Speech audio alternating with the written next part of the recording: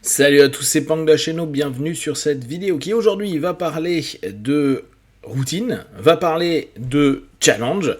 Et pour ceux qui ont lu mon article d'il y a quelques jours, je proposais l'idée de régulièrement se mettre des petits challenges dans son quotidien pour retrouver une stimulation, pour s'éveiller à pas mal de possibilités, parce que parfois on se bloque sur des choses qui sont absurdes, sachant que se donner un challenge ne veut pas dire qu'on va réussir ou qu'on va le faire forcément bien.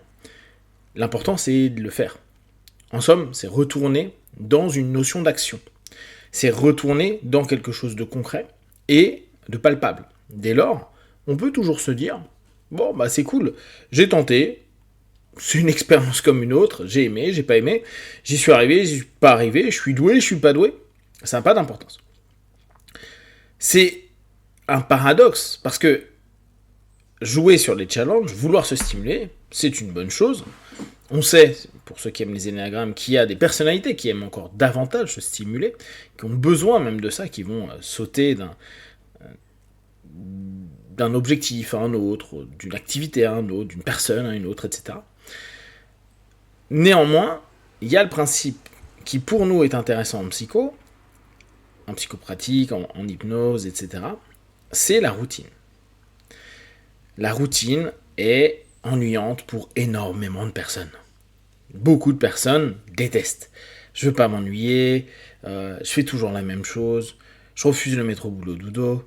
Et vous observez d'ailleurs que peut-être vous avez eu, ou vous avez encore, ce discours de moi je veux pas une vie de routine, je veux pas une vie comme tous les autres, endormis, où les personnes font toujours la même chose. Moi, je veux vivre de nouvelles expériences à chaque fois. Donc là, on arrive dans une espèce de contradiction, à se dire, c'est bien de vouloir plein de stimulation. Néanmoins, si on n'a pas quelque chose qui peut sembler être une base, quelque chose sur lequel on se sent en sécurité, on se sent apaisé, on se sent calme, on sait qu'on peut revenir, cette logique, elle est hyper déstructurante. La logique de vouloir aller d'une chose à une autre, de se challenger tout le temps. Et je vous avais déjà parlé dans une de mes capsules, je me souviens d'un partenaire qui me vendait complètement cette idée-là, et qui, pour autant, n'était pas heureux dans sa vie. Et il voulait absolument refuser la routine. La notion de routine, pour lui, était la mort.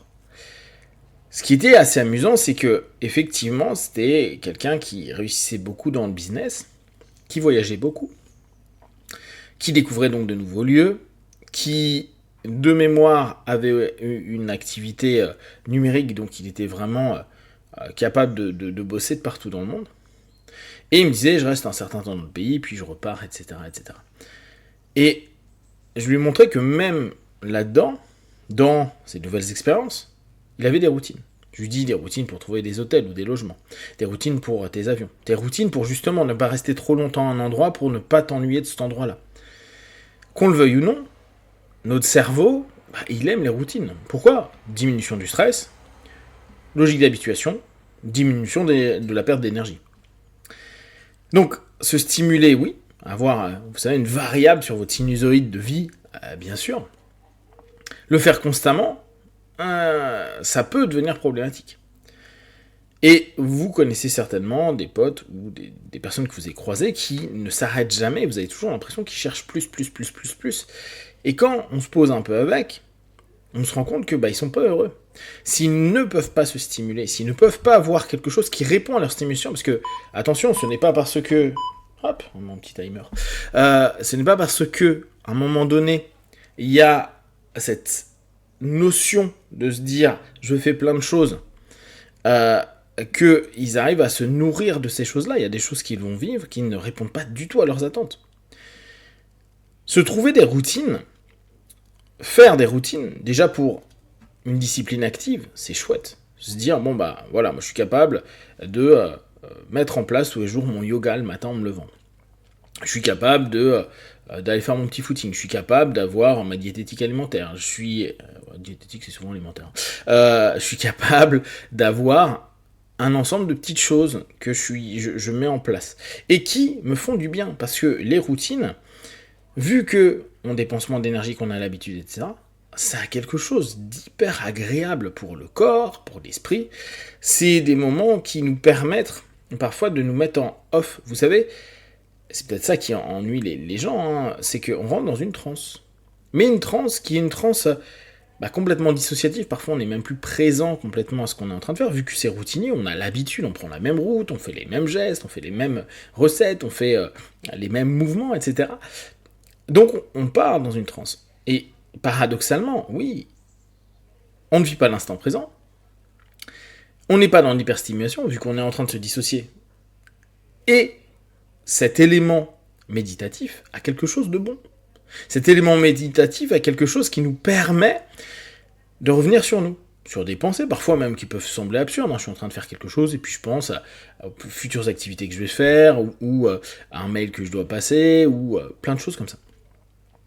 Mais ce petit moment, paradoxalement, qui est routinier, qui me dissocie, parce que je le connais, m'amène vers d'autres possibilités, de création, de possibilités, d'idées, de potentiel, que je ferai ou que je ne ferai pas, mais qui, derrière, permet une ouverture à soi.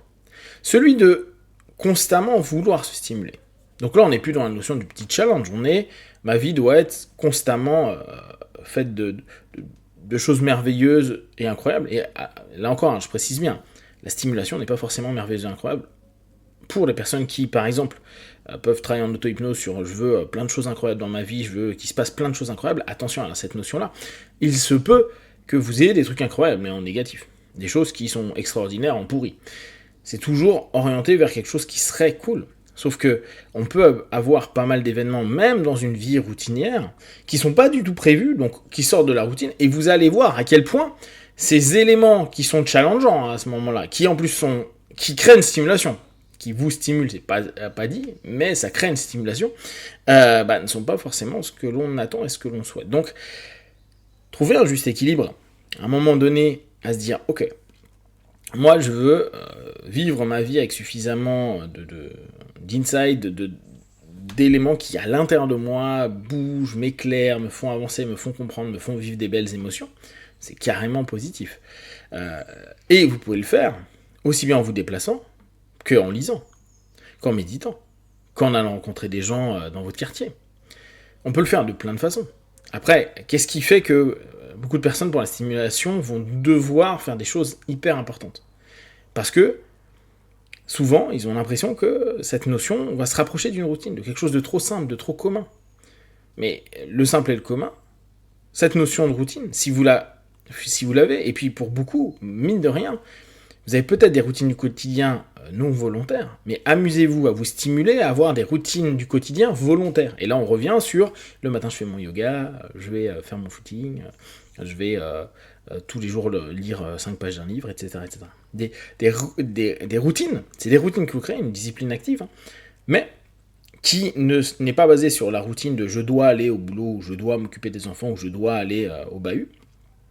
Et au travers de cette notion-là, donc c'est un mix entre je veux me stimuler, et souvent la stimulation c'est je veux faire des trucs fun que je n'ai jamais fait auparavant, et je mets en place quelque chose qui peut m'apporter du bénéfice tout de suite ou à court, moyen, long terme, du sport, de la musique, etc., de l'art, et je le fais régulièrement parce que le fait de progresser, d'avancer, d'évoluer, de tomber aussi, de me dire ah putain j'ai pas été bon aujourd'hui, va amener stimulation, correction et habitude, et en même temps, on va avoir ce petit tout. Alors, la question, c'est de savoir, vous, comment vous gérez la stimulation. Est-ce que c'est long terme, court terme? Est-ce que c'est vraiment pour sortir d'une routine, cette espèce d'automatisme et d'obligation de vie? Dites-moi tout ça en commentaire, et si vous avez des questions et des remarques, vous les partagez Facebook, YouTube, et une fois de plus, de tout ce que je propose, ne prenez que ce qui est bon et juste pour vous tester, observer, analyser et concluer. Be one. Ciao!